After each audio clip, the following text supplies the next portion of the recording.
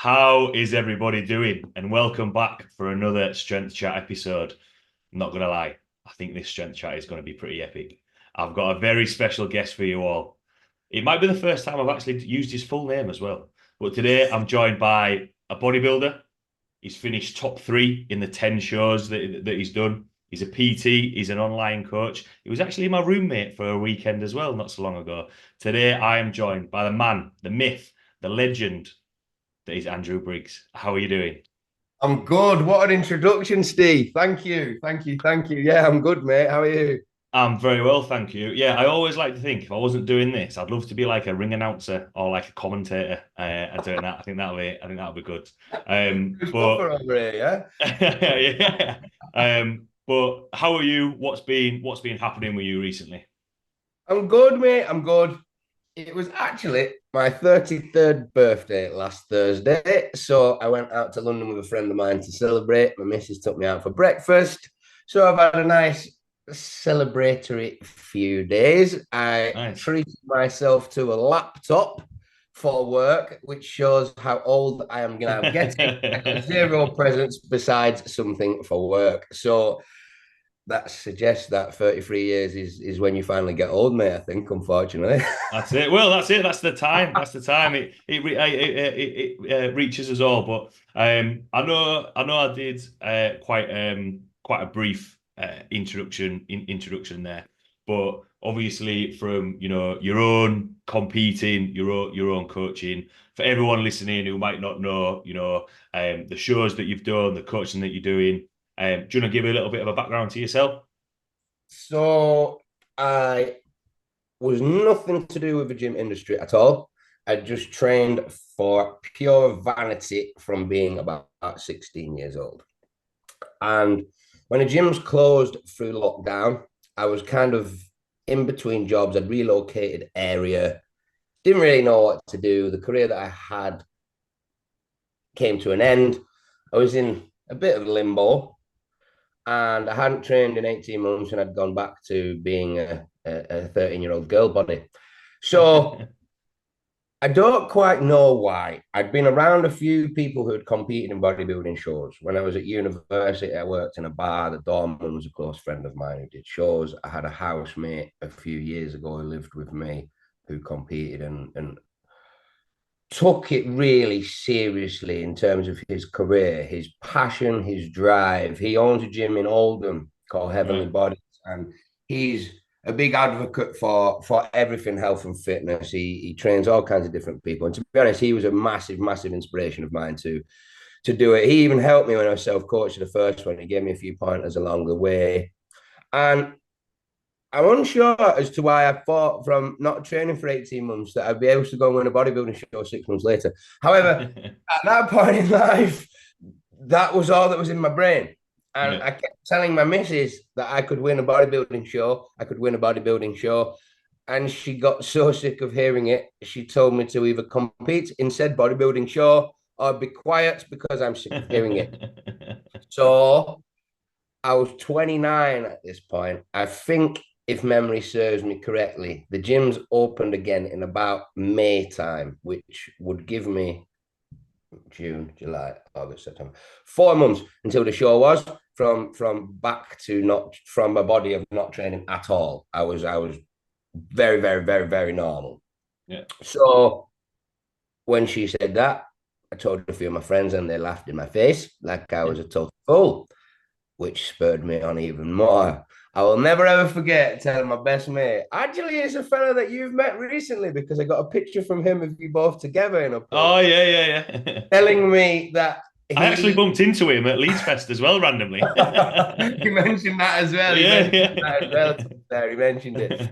So I remember telling him, and the look of astonishment on his face was something that I'll never forget. And he basically told me I was talking absolute rubbish. It never happened. And I remember singing to him. I can't even remember the singer of the song now. Going, don't believe me, just watch.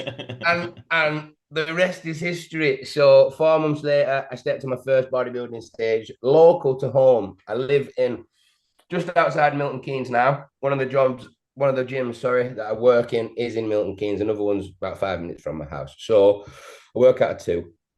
And the first show was, Milton Keynes. I did a first timers. I had no idea what we're doing, Steve. And I tell you, I had no idea. I had no idea. And Matt from Heavenly Bodies, who I touched upon earlier, had said, before you go on, drink a double whiskey and have a Viagra. So that was what I had. I had a bottle of Jack Daniels honey, but a big one, and a pack of Viagras. And at this point, I'd stopped drinking for a while. I'd not drank really for a couple of years. Don't get me wrong, during university and previous times in life, I have been known to be a drinker. However, when I got to about 26, that stopped. So I hadn't drank for a considerable period of time. Somehow, by the time I found myself on the stage, the bottle of whiskey had gone. I was levered. I can't remember much about being on there apart from a video doing a back shot, and I nearly fell off the stage. So, to anyone watching, I would not recommend that to anyone. I had a brilliant day and it was great fun. UCUP, if anybody's thinking about doing it, UK Ultimate Physiques is a fantastic show to go to. I'm really glad that I dipped my toes in with them. The guys are all real friendly. They run a brilliant show. It's not too expensive. It is brilliant. It was an ideal toes in the water for me. So I did a first timers. I won by a pure miracle. I really probably shouldn't have deserved to have won. My physique was good, but my presentation, which was wholly new to me, I didn't know how much of an impact posing had on your overall marking, how you are on stage, your presentation, etc. I made it up, and it wasn't wise. Again, anybody listening, I would not recommend you do that either. Go to a posing coach. Practice, because it'll make a big difference on the day. You don't want to put in weeks and weeks and weeks of prep, get your physique in the perfect point, and then fuck it up on your posing. That's definitely a tip to you guys. I know we're not in there yet, but yeah, pose. Yeah. So I made it up. Didn't go very well. The guys came to me, and from the brief bit that I remember, the judges and the guys organising it basically said I would have got a pro card that day if my posing was better, but can't fully remember the conversation because it was levered. So you take it with a pinch of salt. But that was the kind of gist of the conversation that they said. So in my naivety, when I signed up for this show, there was another one that a geezer in Leeds during uni had told me about that I should do, a bit more of a fitness modeling show. That turned out to be a month after the first one. So I thought in my naive brain, a month would be perfect timing in between shows. I'd be able to eat a little bit more, get myself feeling a bit normal, bring myself back in, winning. Anyone watching, do not do that. This is also a terrible idea because it's not enough time to feed yourself up till you feel back normal. It's not enough time to do anything. You just have to hold that condition for longer and feel like death for 4 weeks. So the less time you can make gap in between your competitions, that would be a recommendation of mine, because holding your condition when you feel like death for a month is just not fun. So managed it. In this period of 4 weeks in between shows, I accidentally bumped into who is now my coach. He sent him a few pictures of the day about winning, and this is dumb. His reply was, "You're still holding a film of water." So I was over the moon. I'd just won gold medal, first show, first place. And he said, "I'm still holding a film of water." Not impressed remotely. I remember thinking, you fucking twat, in my head. However, from then, he started helping me. So between the first show and the second show, I had a bit of guidance from who is now my coach. Not as much guidance as he gave me after that, but more guidance than I'd had before. And the difference was massive. I was well better the second time around. However, little funny story for you. So first show, geezer that came second to me on the day was a guy named George. Because the judges told me I was so bad at posing, and I had a month before the next show, I found a really, really local show to me, 10 minutes away, the day before. So I thought, I'll do everything I would for the main show, but I'll just get up on stage the day before and practice. There's nowhere Yeah. better to do on the stage. The show was cheap to go to. There's only a little local one.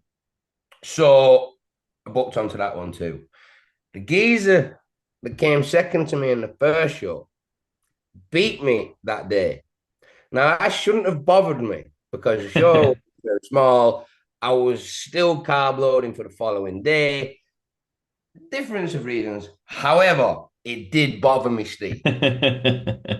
So, again, I hadn't drank a full bottle of whiskey this day, but it wasn't far off. And there's actually an interview with a lady who was the compare at both shows backstage at the second one when I'm very drunk, saying, "I saw you 4 weeks ago, and you'd had a skinful of whiskey then as well. What's going on here?" Which is one of the most embarrassing videos ever in my bodybuilding career because I'm levered and thinking I'm really funny and I'm not. So, it's worth a watch, but it's very embarrassing. So losing turned into me getting leathered. Whiskey, wine. I was steaming by the time I went to bed. I woke up, I was sick. I had to eat dry potato, which is really hard when you can't have any water and you're just sick. Yeah.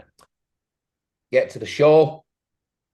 I went on my own to register. So it's usually you go in to register a couple of hours before the show actually starts. So I went on my own and fell asleep in the hall. I missed the meeting. So I had no idea of what to do when I got on stage. So I woke up, went backstage, tried to pump up, still feeling like not great. There's a geezer who was competing with me who had some chocolate. Never forget it. So I was like, "Can I have a piece of that, please? I feel like death." It's like, "Yeah, man, help yourself." Started chewing a square of chocolate. Obviously, when you start eating chocolate, it melts in your mouth. I'm like, okay. So took a sip of freezing cold water, which then refroze the chocolate in my mouth. Trying to keep it in backstage. Yeah, not my finest hour. So after nearly being sick, I went out. I think there was 7 of us. Good standard of guys as well, to be fair. This was now the show's name's Miami Pro. Right. Good standard of guys. And yeah, 6 or 7 of us. I ended up coming second to a geezer I've never ever seen again. I've not got him on social media. I've not seen him compete again. Guys Right. dropped the face of the earth, which I'm a little bit bitter about because I don't mind losing, but I would like a rerun at anybody that gets the better of me. To at least give myself a second opportunity to pull it back. However, seemingly, unless I randomly bump into him by accident, ain't never going to happen. Don't know where the guy Yeah. is. No clue. So that's one I'll never be able to get back.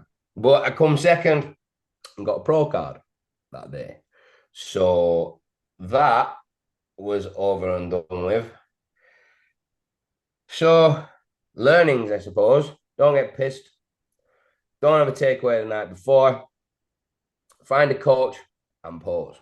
They were the takeaways from competing. But the Yeah. takeaways from life was this is very hard to do with a missus, with socializing, spending any time with your friends at all, because Yeah. I don't think it was something I expected when I set out in the initial thought process in my mind of competing. I don't think that wasn't even something that crossed my mind about how it would affect normal life. Yeah. But it really does. You can't do a great deal of much with anyone socially, weekends or your friends or whatever. You have to put them on the back burner and do what you've got to do. And I wasn't used to the hunger, the sleep deprivation, the things that I was dipping my toe into again that I didn't expect. So suppose my missus got the shit end of the stick on that front because Yeah. suppose if I'm honest with you, Steve, I put a mask on when I'm in public. To people I know and I don't know, I have a bit of an act of who I am and how I'm seen. Whereas when you're at home with your loved ones and you're in your safe place, you don't have that. And Yeah. Yeah. she she got the brunt of it, and it nearly split us up. I'm really glad that it didn't because we've got a beautiful little girl, and Yeah. go on to talk about soon, I'm sure. Yeah. But yeah, that nearly ruined our relationship because of a goal that I wanted to achieve. And I think after doing quite well, it was a conversation that we had to have. And I think everyone will have to have this. So I see it all the time on social media, I couldn't do it without my missus, da, da, da, da, all this. And I write it too. And it's Yeah. true. It's wholeheartedly true. You can't do it without your missus. But I don't think anybody talks about the side of, I don't want to call it anger. I don't know what emotion you would class it as, because you're not angry at the person. I think you're angry at life. It's a decision that I'd made, so it couldn't really be. It was totally unjustified. It wasn't her fault. I said I wanted Yeah. to do it. She said go do it, and now I'm moaning at her because I'm doing it, which makes no sense when I say it out loud.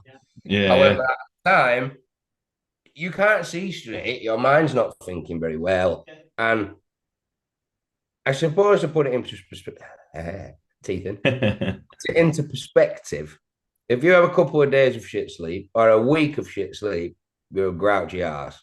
If Yeah. you have half a day, you miss a meal, you miss 2 meals, you're a grouchy ass. Combine them two together and amplify it by 10. You're an Yeah. enormous ass. But you don't Yeah. see yourself. You think that you're right and they're wrong. Yeah. So that was a real learning curve of the first lot of shows, the first prep, that the balance wasn't there, let's say. Yeah. Nothing else in life. I wasn't very nice to anyone around me.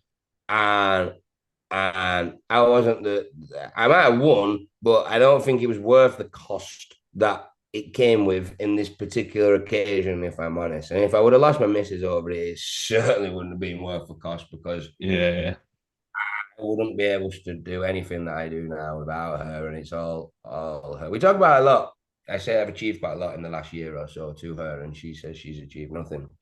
Yeah. She works a job, and she works for the bank. She's got a good job, don't get me wrong. She works hard. She's a brilliant mother. She does all she's fantastic. She's Yeah. she's amazing, and she doesn't see it because I guess she compares herself to the achievements that I'm doing of winning trophies, which actually means nothing. She definitely achieves more than me. She's nice to her friends. She's nice to her family. She's a brilliant mother. She's good with me. All the things that a real woman should be. She is. Yeah. Just don't have And that trophy or medal at the end of it. oh no, but I wouldn't have if it wasn't for her. Yeah. And and I wouldn't have been able to set up a business from nothing. She's financially supported me for years when I had no money, and Yeah. helped out and did things that most people wouldn't have done. So if it wasn't for her, I wouldn't be the person I am. I wouldn't be where I am. I wouldn't have achieved anything that I've achieved, and I wouldn't have the business or life I've got. So I owe it all to her. Yeah. But at times, I've not made it out to be that way at all. I've not been very kind. I've said horrible things, as you do in arguments, but I'm not trying to pretend that everyone shouldn't get cross at each other, and it's part of life, isn't it? But Yeah. take it out on someone that, when you're doing something that you want to do, isn't fair. So to anyone Yeah. listening, I think yeah, I think it's with that, and I think it's good that you touched on that, because when you're talking about, competing, you said there about other people that are giving you advice, people that you trained with, coaches. Well, there's that support network there of like your family and your friends, which is important. I think a couple of from what you were saying about your shows there, a couple of things just to touch on is, you said obviously trained before you started competing. Has your training changed as you've started thinking about, like, right, I want to focus on this, I want to focus on that, once you started working with a coach? And then the other thing, so it's a double barrel on this one. You said there about balance, like obviously balance in life, and you said there about, your missus, your daughter, friends, family. Does balance actually exist when it comes to, wanting to prep for these shows and, try and put yourself in the best position possible? So I know there's kind of like two questions there. I hope that kind of makes sense. question one, yes and no. I mean, I started training. I used to play five-a-side football when I was at school with a few lads that were older. I was, I don't know, 16, 17. They were like 21, 22. So in the grand scheme of life, they're not much older. But at that age, it's quite a considerable age gap of what you know, what you can do, Yeah. all that kind of stuff. So I suppose I wanted to impress them. We were quite good at football. We were doing really well. And he said, do you want to come on a lads' holiday? We're going to go to Cavos all together. I'd never been on a lads' holiday before. And I thought, yes, I do. Yeah, I do. So we had a few months prior to going when we booked it, and I thought, I know, I need to look like Zac Efron walking down that beach and pull up. That'll impress these boys. That's where we're going with this idea. So I started going to the gym for that reason, and then it's going to make me sound even older than I already started off with. But back in the day, when I first started training, the gyms were a very different place to where they are now. But not saying it's a good thing. I'm not saying it's a bad thing. Then it wasn't really somewhere where everybody went. It was drug dealers. It was doormen. It was scary people. It was people that boxed, fighters. It was a select niche of the world that I suppose were leaning into the underworld of society, which was totally new to a 16-year-old me. I didn't know what to expect. I just wanted to go and get muscles and look nice and pull girls. So I go to this gym, and gym in Rosendale, where I grew up, 5 minutes from my house, 10 minutes from school. So I finished school 4:45, walk to work for 4 o'clock, work from 4 till 6, and then the gym was 2 minutes away from there. So I'd walk to the gym, train, then go home. That was every day, apart from Friday, because that was leg day, but we'll go into that in a minute. So yeah, that's how it started. And I went on holiday and I did pull a few girls, and I thought, this is great. This is great. I'm going to keep on with this. I'm definitely going to keep on with this. This is a bit of me. Yes. So that is where my training started. And then I suppose it was probably 12 years, maybe, until the COVID break from when I'd gone. In that 12 years, it was 3 or 4 years of uni, a bit of traveling over to Australia, a few bits and bobs where training was on and off. I would like to say that on the whole, I kept it okay. I was always quite fortunate. I was always in quite a nice shape for going and pissed at uni 6 times a week or eating shit all the time, as life is when you're a student. So I still managed to keep it a bit. And I always kind of looked ever so slightly nicer than most people anyway. So I had a bit of a lucky genetic makeup, let's say, that kind of kept me in quite an aesthetic looking shape. And if I'm honest, I'm not one that enjoys training over there. I do it for the goal. Yeah. So I know some people do it for their head, their health, whatever. That ain't me. I do it because I'm vain. I'll openly admit it to anyone. I train for pure vanity, and that's my only reason for walking through the gym doors. Yeah. Now, I got the coach, and your question was, has my training changed? Yes and no. So yes, it has, because social media now is well bigger than it was. So when I first started training, there wasn't really many influencers or whatever you want to call them, people online. Facebook was pretty new. So information was slightly more difficult to get. There was Ian in the Spit and Sawdust gym where I said, oh, take a bit of this or do a bit of that, and this is what you do, and this is how you get big. And, and I didn't know no better. He's massive. Yeah. Where else do you find He must know what he's doing. Yeah, exactly, right? Which is a shame for. I'm glad that there's more information out there, but at the same time, as there being more information out there, there's more bollocks out there as well for people trying to sell you stuff. This is how I got big. I take this protein, bollocks. No, it's not. Don't believe them. My advice to you will be, watch people that are pros and that aren't trying to sell you stuff. It's their job. Influencers are trying to make money. So if you want my opinion on who to get advice from, it will be a pro bodybuilder, someone like Rob Taylor, the Barnsley Pitbull. I love the guy. Ryan Cartwright or Ryan Rhino. He puts out some real good educational content. These guys are pros. They make the living out of a job, but they back it up every time on stage. They look wicked. They never miss a beat. So it's great that there's more info out there for people to see, but that also leaves room for the wrong info to be out there and people to get scammed or conned or find things that aren't actually true. Yeah. So my advice would be to anyone starting out and wanting to find information, if you don't want to pay for a coach, follow the pros, see what they do, and try and copy that, because they're not trying to sell you something. They're just showing you what they do. They ain't trying to buy this, buy that, buy the other. They're just saying, this is how I train. This is how I eat. This is what I do. Look how it results on my body. And that, I think, is better than some geezer going, do it really slow, single arm, pull down. It's going to engage your back more. You have not built your physique by doing that. So stop lying, in my opinion.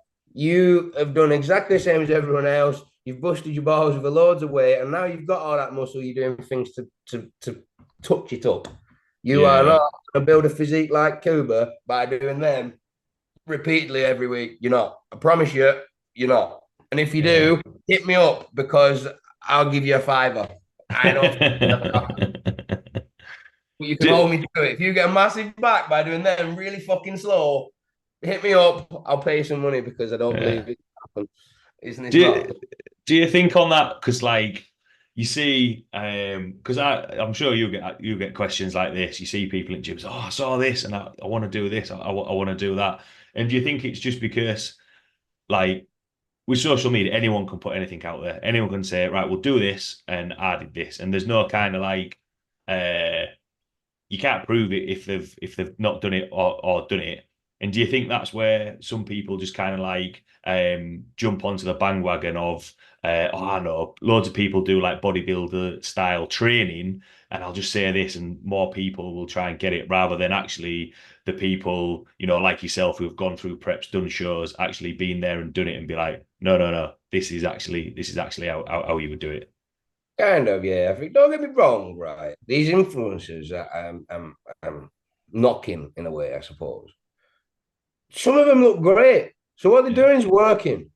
Don't get me wrong, it is. But I suppose the experience of gym life, etc., shows me that what's going to work for me, it ain't going to work for you. Might not do. It don't mean I'm doing it wrong. Don't mean you're doing it wrong. It's just trial and error of finding out how your body responds to stuff, what you like doing, whether it works for you, whether you can feel it. There's no right or wrong training plan. There's no right or wrong exercise regime. There's no right or wrong diet plan. There's so many ways to skin that cat. It's finding what you enjoy and what works for you. And you can't find that without fucking up a few times and getting something wrong. I think, oh God, I'm not going to do that again. That didn't work at all. You can't. You have to break a few eggs to make the omelette dough. Yeah, I know it's cliche, but the amount of stupid shit I've done to try and figure out whether it works or not, and it hasn't done most of the time, is ridiculous. And so key for me, for any of you lot, is enjoyment. If you enjoy what you're doing, you're going to get more out of it. If you don't enjoy it and you're doing it because I'm telling you to do it, you're not going to get as much out of it as if you're enjoying doing what you're doing. So that for me is key. Make sure you're enjoying it. So that links back perfectly to your initial question about has my training changed. So when I started with the coach, did the diet, I follow it to the letter. Whatever he says, do it. Whatever cardio he says, do it. Whatever steps he says, do it. Whatever water he tells me to drink, do it. Well, I said to him, I don't want a training plan because I need to enjoy it. The enjoyment for me. So the first lot of shows showed me that if you lose your whole enjoyment out of everything, you ain't making it. Or you're gonna do shit. I see time and time again. I'm gonna compete. I'm gonna compete. I'm gonna compete. I've pulled it, and I'm not going to ridicule those people because it's hard. I see a lot of people calling them bitches. You should be able to do it. Da, da, da, da. It ain't that. It's hard. It's hard, and I think people are a little bit naive in thinking, okay, it's summer now. I've got nothing on. I've got no work and it's just summer holidays, whatever it might be. So this is the perfect time for me. There is no perfect time for you. In my life, there has never been 3 month period where I've thought this is going to be nice and something I didn't expect happens to throw me off. Your mum breaks a leg, your dog gets ill, your daughter falls down the stairs, your house floods, whatever it might be, something you are not expecting is going to happen in that 3 month period. And if you need fair weather to do what you're doing, you're going to fail every fucking time. Yeah. But so you need to be able to not have the fair weather for you to go through the things. If you want to achieve a goal, you've got to do it, whether it's raining, it's snowing, it's windy.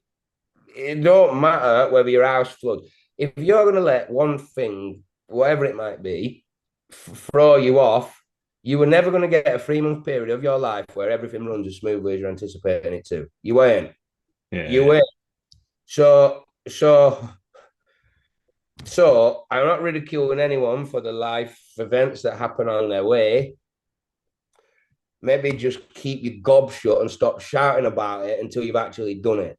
That would be Yeah. more of my advice, because no one wants to see you say you're going to compete and then 2 months later, then you pull it. And then next year, I'm going to compete and 2 months later, and you pull it. Yeah. It's a running theme here, and I don't want to hear it anymore. Shut up until you've done something and stop ridiculing people that are. If you can't Yeah. do it, fine. If they're using a different method than what one you think's best, leave them be. It's Yeah. nothing to do with you. Concentrate on you, and you will do better. I see. Yeah. I see it a lot. I see it a Yeah. lot. I'm going to do this. I'm going to do that, and then you bottle it. Stop. Yeah. Stop posting it from everywhere. Just get your head down and crack on with it. Let the people that you know tell you you're a fool. They will. They're going to tell you you're an idiot. You're not going to win. And why do you want to be this? Why do you want to be that? Why do you want to go and run a marathon? Why do you want to be a bodybuilder? Why do you want to do a powerlifting show? Let them. Because Yeah. I guarantee you, when you do it, keep your head down, do your shit, get it done. They're going to be the ones coming to support you the next time. I Yeah. promise you. I've seen it and I've done it, so I know. So Yeah. don't take that as a negative from them, the mates, and they love you. And it probably does sound bloody ridiculous. So just do what you're doing, prove you can do it. Do it for you. Don't do it for them. Don't do it for your clout. Don't do it for whatever. Do it for you to prove that you can do it to yourself is the best advice that I can give you. Granted, something might happen and you're going to have to pull it. It might get too physically difficult. It might get too mentally difficult. But if you do it for you, at least you can hold your head held high when you finish and be proud of yourself. That Yeah. that is more important for me than anything else. But Yeah. I've gone up again. I apologize. So a training plan, yes, it has, because I've got more info from watching people. So I've incorporated bits of things that I'd seen that I'd never seen before into it. However, I don't get a training plan from my coach. This isn't something I'd recommend again, but I don't get a training plan from my coach because I would rather do what I enjoy and have a bit of fun in the gym. Yeah. It needs to be fun because the diet isn't. If you're Yeah. not having fun in the gym and you're not having fun with what you're eating, 80% of your days isn't very nice for you, and you're going to Yeah. take it quick. So I'm not saying don't get a training plan from your coach, because they know better. They do. Yeah. And they know which bits of your body you need to bring up to hit the Yeah. criteria, etc. Maybe if you're in a similar boat to me, I would get a guide from them. You need to bring here up by doing a bit of this, or get pointers from them if you don't want a whole training plan, because they do know better, and you do lose your own eyes on your own body because you see yourself so frequently. Yeah. So it definitely is helpful to have that. However, I would say it's very important for you to, you don't enjoy it all. No one enjoys sports.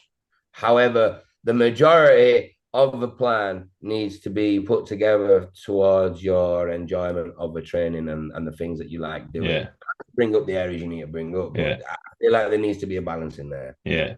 And as well, if you've from the training that you've done before, you might have a good idea, or if people have trained before, you might have a good idea. But it's always good, like what you say, just to have a good second pair of eyes to be like, well, actually, we just want to be on track with that. One thing that you said with your coach doing like your nutrition plan, you're saying if you need to do your steps, do your steps. Is that kind of do you just kind of sink into that routine with like food and steps and water, or do you find that do you feel like you need that more kind of support with that, and then that way you can plan that around life and doing other things. I think that would depend upon the individual. For me, I don't find it too hard. I kind of you mentally prepare for it. I didn't the first time. She didn't know what to expect, and then the second time was the second lot of shows was about, I don't know, 9 months after the first lot. So I pushed up a bit, got a bit of size on, and then pulled it back in. But that was the first prep I ever did with under the eyes of a coach, doing everything that he told me to do, not what I thought was best. And bro, that was an eye opener. I thought the first time was bad. I genuinely, I thought he was trying to kill me. I honestly, I at points, because especially because this second lot of shows, he was competing in a very similar time to me. We were both like similar weekends. We were competing. It's getting closer and closer to shows. I'm feeling worse and worse and worse and worse. And food's going out. And then I honestly, I thought he would try to kill me. At one point, oh, here we go. At one point, so by this time, I just got a new job working behind reception in the gym that I now PT from. So I did the interview with them guys for that job about 4 weeks out, and you can pull yourself together for an hour or so. They gave me the job. Your brain is like a potato. I'm trying to take stuff in about how to use the computers, and I was hated. I ain't gonna lie. I ain't now. But at that point, the staff hated me because I couldn't do now. The management hated me because I couldn't do now. The members of the gym hated me because it was miserable and I couldn't do now. I was just sat there freezing from the minute I started to the minute I finished, which ain't a good look. And it's all good and well me saying to her, I promise you I'm not normally like this. I promise you I'm not normally like this. But until you prove it, it's just words, isn't it? Yeah. So about a week into my new job, they told me to go home and not to come back until after the shows when I was normal. That is how bad I was affected by that prep. That was the first proper prep I ever did. And bro, I had a hypo. Came home from work. I never knew what a hypo was, apart from diabetic people at school when they put their hand up and say, Miss, can I have a look at it? I'm gonna feel funny. I didn't know what that was. So turns out, unbeknown to me at the time, cyclic dextrin spikes your insulin when you have it as an interest. So half an hour after every session, I'm like, hey, and I'm thinking, what the fuck is going on? I'm shaking in a pool of my own sweat. I was going, Rob, I think I'm dying. To my missus, can you get me an Easter egg? So she said, I couldn't even eat it. She's putting an Easter egg in my mouth and it's slipping out my mouth and I'm fitting on the floor, thinking I'm about to die. So I come round from that. I fell over and smacked my head on the floor. So I had a massive, massive shiner. When I came round from that, I texted me coach, bro, I just had a fit. I don't know what the fuck's happened, but I've just had a fit. And what confirmed to me that he was trying to kill me was he pulled food. All he did was pulled food and told me to time my meals better. And I'm like, he's trying to fucking kill me. I just had a fit and he's pulled my food. Oh, I was broken at that point. I'm not gonna lie. I thought I'd lost my job. I thought I was gonna die, and I didn't even think that looked good. My eyes weren't seeing what was in front of me. I was probably up there with the best I'd ever looked. But at the time, I thought I looked shit, so I wasn't going to win, and I was worse than I was before. I couldn't even walk upstairs hardly, never mind walk my dog. And from the minute I opened my eyes, it was just do whatever you can to get through the day. And I'm thinking, I don't know whether I signed up for this. By the time you hit there, if you're doing a 16-week prep, by the time that shit gets real, you've done 12 weeks of it. You pass the point of no return. You can't quit because you put so much into it. And then you've already started telling bits of people now what you're going to do is saying you doubly can't pull because you look like a bitch. No offense to the guys that do. But so all this is going around in my mind. That's not working properly anyway. I can't sleep, can't eat. My brain's not thinking. And I don't know what to do for the best. I remember one of the PTs in this new gym, Sam Tomlin, his name is. Go give him a follow. The geezer's a fucking wicked transformation coach. Wherever he touches turns to gold, and he's a lovely guy as well. I remember sitting in the staff room about Jim, and a few of them, I'd never met him at this point, and a few of them said, you need to speak to him. He's the one that knows, he knows everything. He'll be able to help you feel a bit better. If there's anything anyone can do, it'll be him. And I remember begging him, take my phone. This is what I'm eating. Please, like head in my hands, almost in tears. Please help me. I'll do anything to feel better than this. Anything to feel better than this.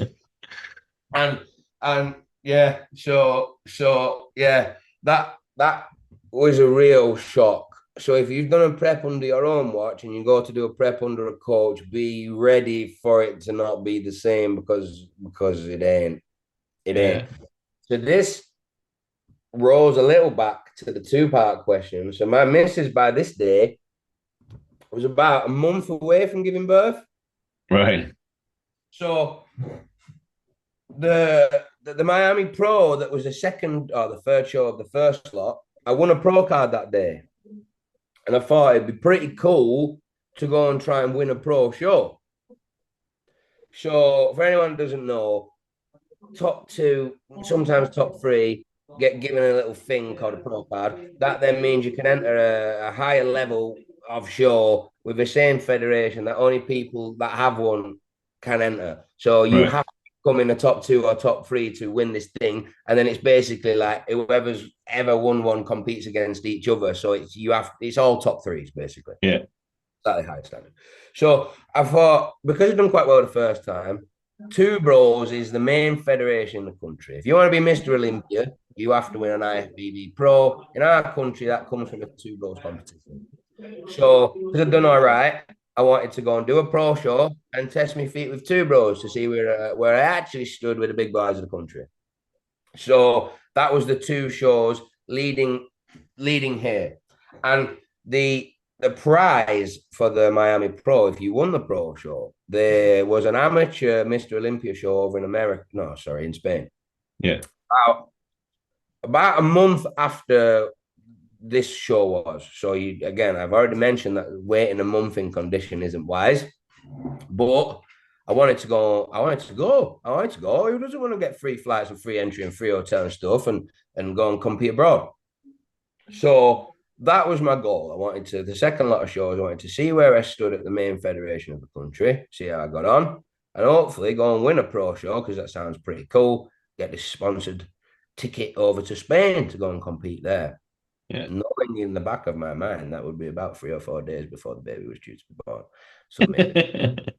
So because this had been such it took it out of me, man. It took it out of me. By the time I got on that second stage, I knew that if I won, I was not going to Spain, which is actually a blessing in disguise because I know the guy who won that day, and he is a hell of a lot bigger than me. He trains out of my gym at the moment. His name's Gabs. He is enormous. He won on that day, and he won his pro card, and he's now an IFBB Pro.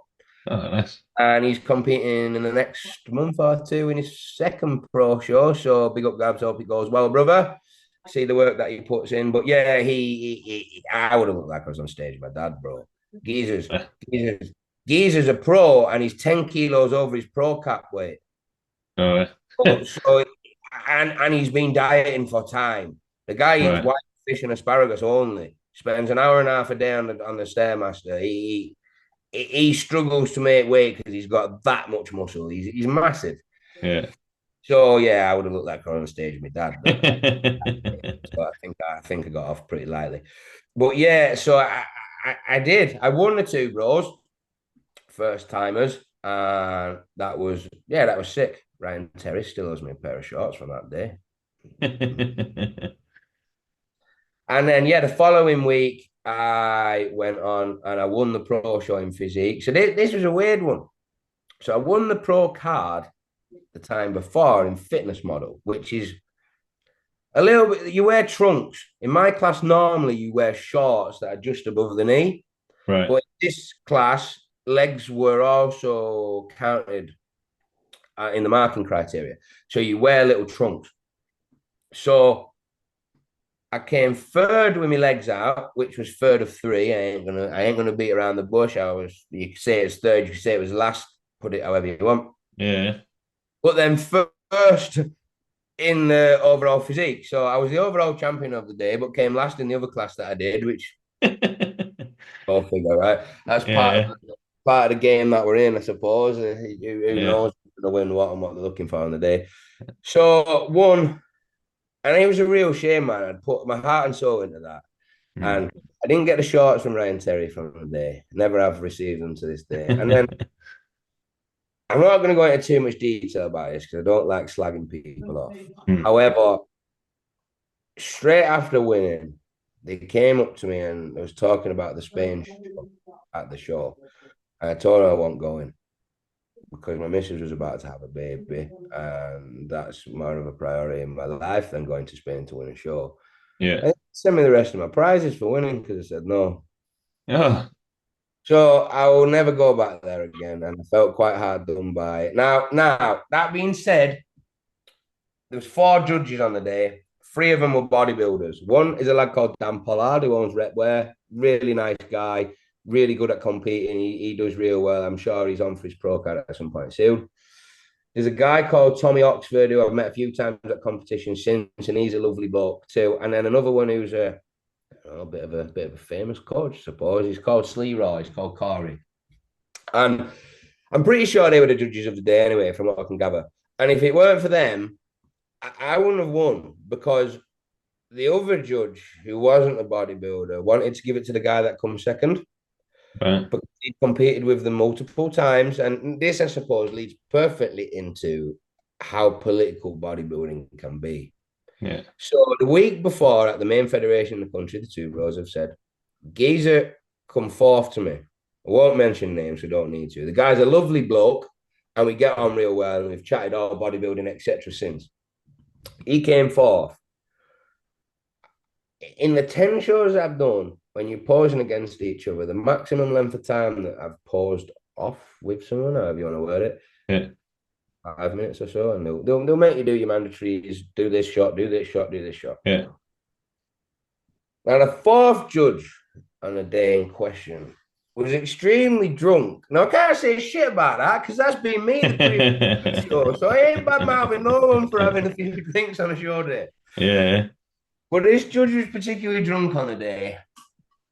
And the favoritism, because it's her show, she wanted to give it to him because he'd competed with her load before. So when we stepped out on stage, they introduced him as the hometown favorite.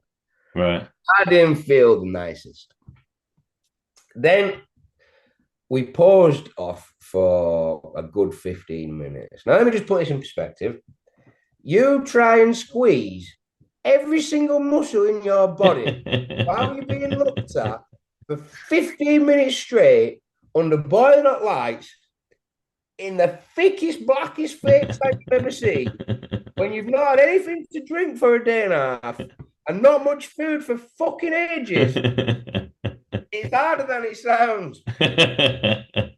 So by the end of this point, we're both panting, sweat's dripping off us.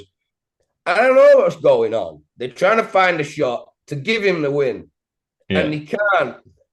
So men's physique have each federation has different posing criteria. Yeah. But they tend to be pretty similar across the board. There's more, well, let's say 10 different poses that pretty much everywhere you have to do. And then the bigger boys in classic and open bodybuilding have a total different set of posing rules and positions that they have to be in, poses they do. They judged this day on an open bodybuilding class. Now, men's physique don't even take legs into consideration. Slightly more now. But at this point, they didn't look at your legs remotely in the judging. Not at all.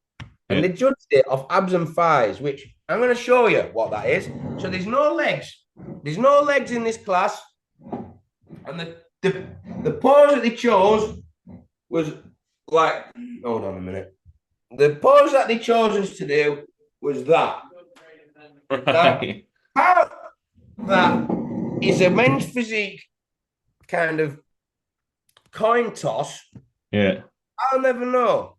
I will not. Miles with bigger legs than me.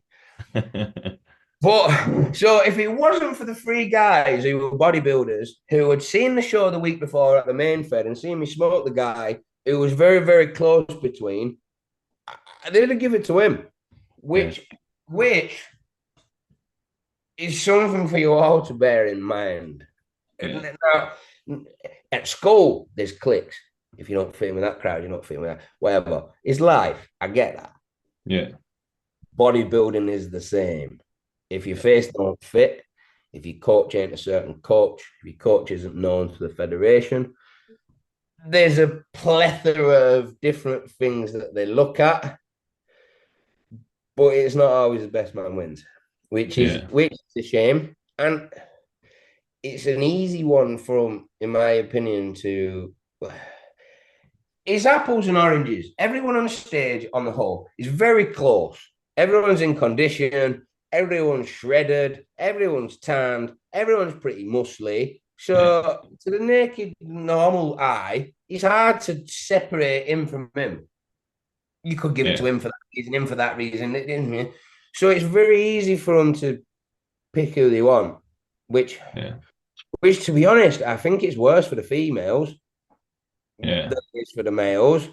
But my advice would be it's impossible to make. I was going to try and say make sure you're undeniable. It's impossible to be undeniably the best on the day. yeah, So my advice to you would be bring the best package that you can bring and don't worry too much about what the judges say on the day. I mean, take into consideration the feedback, absolutely, because that's a game that we're in. If you yeah, don't, it might not be because you weren't the best. It yeah, might be another factor. So don't be too disheartened. It's happened to me. yeah, I say it's happened to me.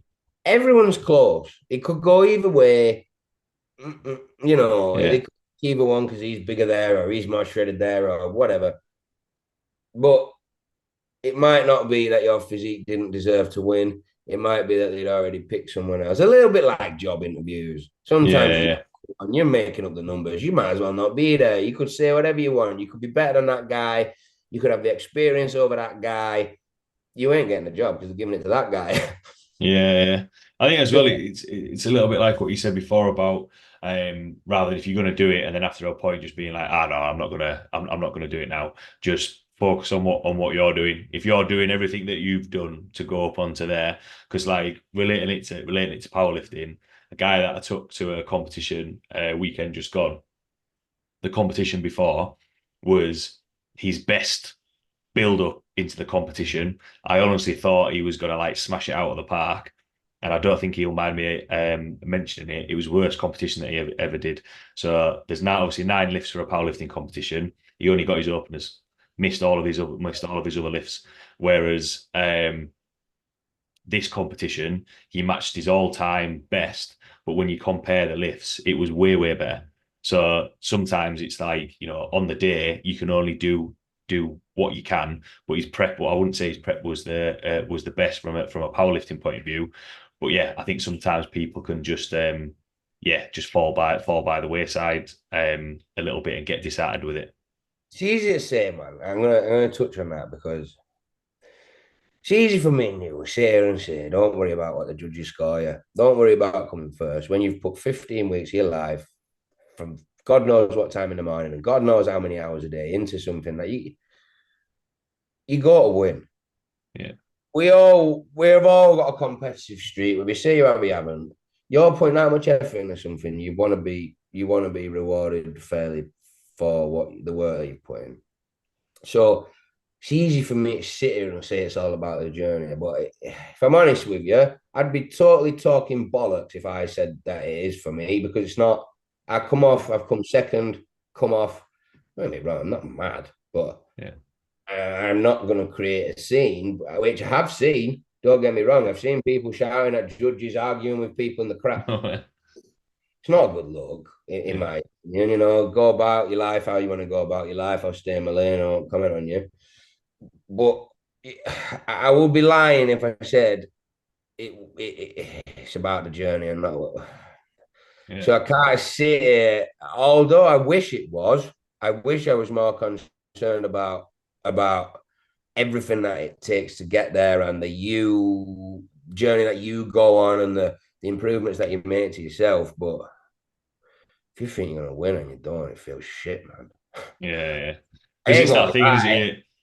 You're always building to that to that end product. And yeah, I've said it, focus on like the next session and that sort of stuff. But if you've got that target in mind, that's what you're gonna be aiming for.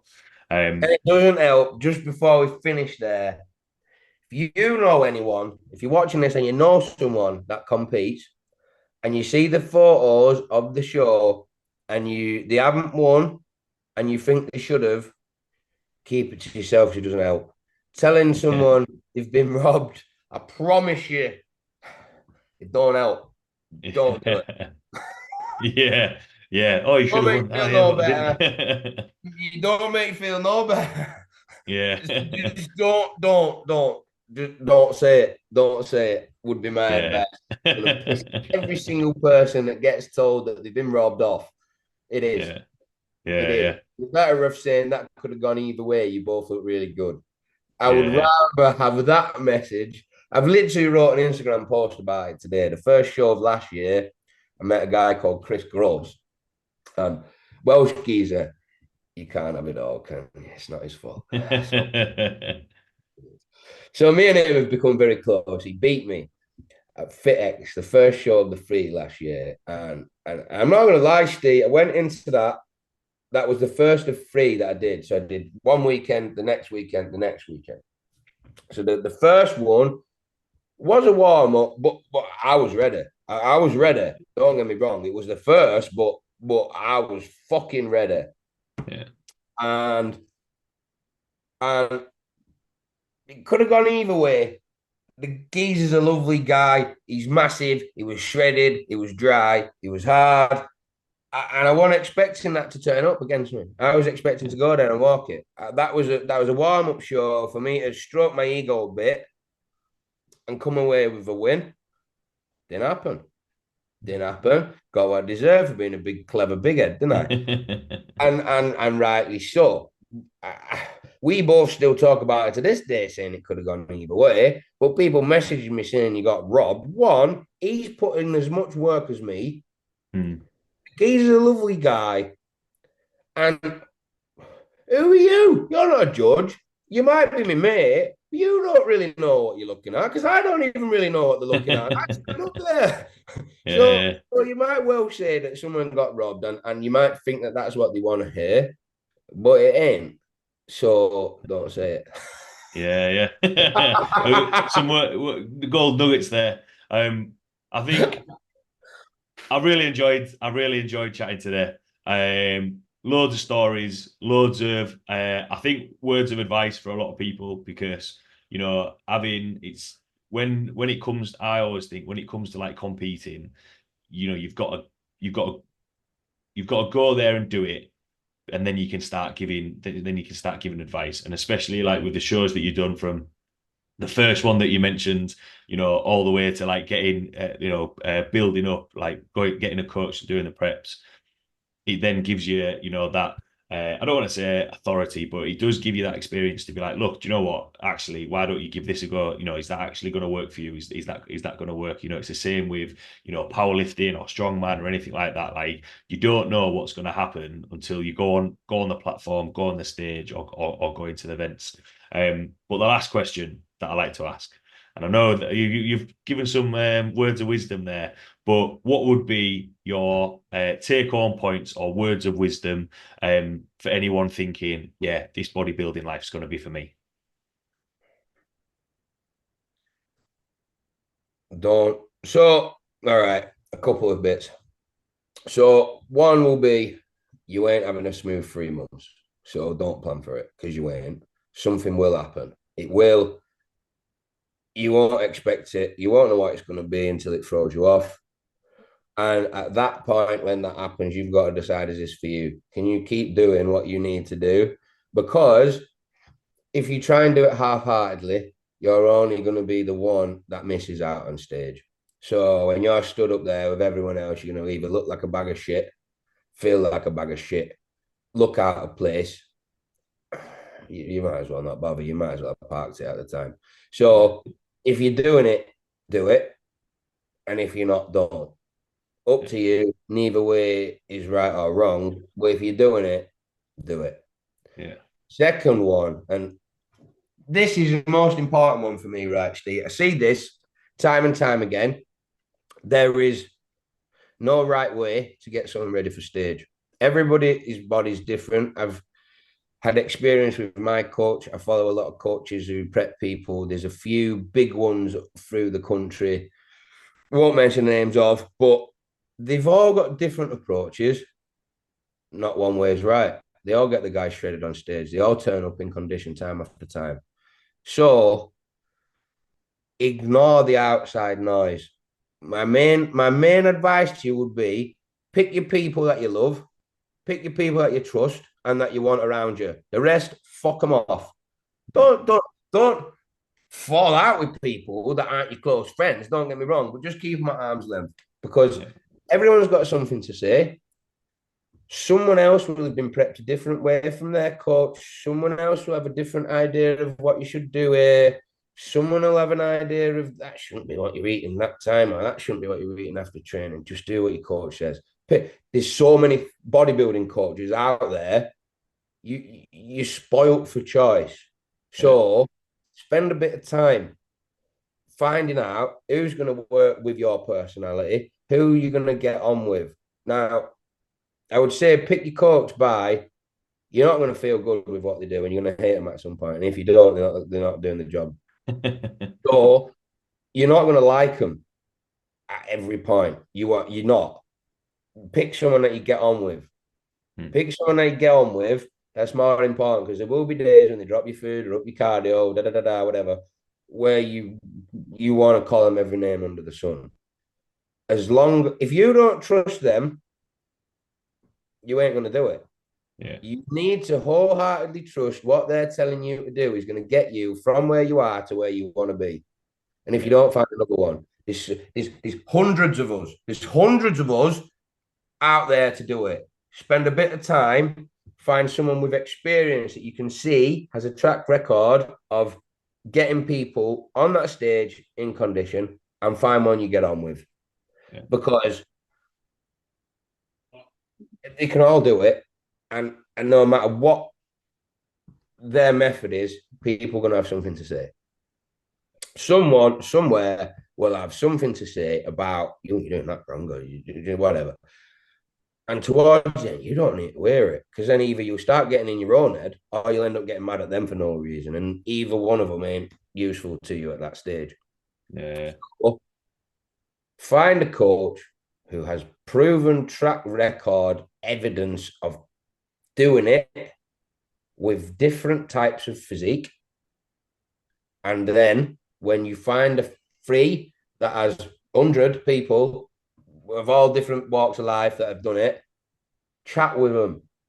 Chat with them, see if you get on with them, and make sure you can have a bit of a relationship with them. Because if you like the person, you trust them more so, and you think they've got your vested interest at heart. So when you start having them eye pose and they take food off you, you're not going to be like me thinking they're going to kill you.